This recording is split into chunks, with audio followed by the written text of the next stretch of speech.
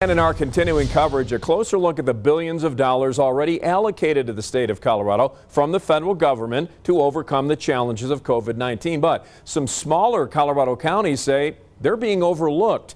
News 5's Allison Zimmerman digging deeper tonight to explain where the money's going and the concerns some counties still have.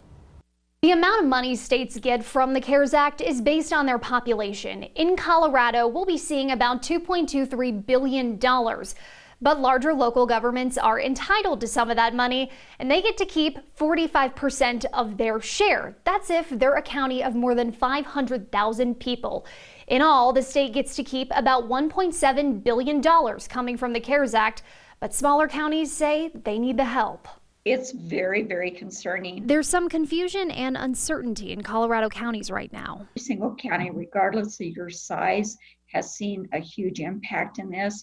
In rural Bent County, Commissioner Gene Sykes is concerned they'll be left out of getting help from the state and federal government. I feel just personally like the weight of the world is on my shoulders right now. With roughly 5,500 people living there, it's one of 59 counties in the state that doesn't qualify for money directly from the CARES Act.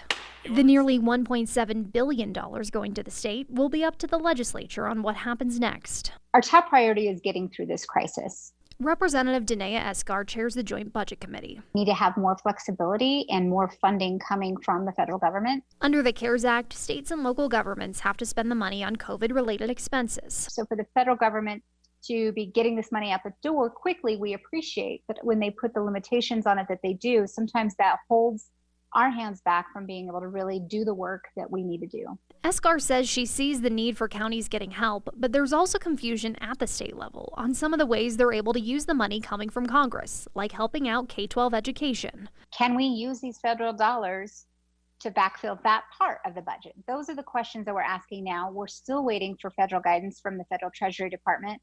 Counties such as Bent are waiting and hoping they'll see at least some of that money come their way.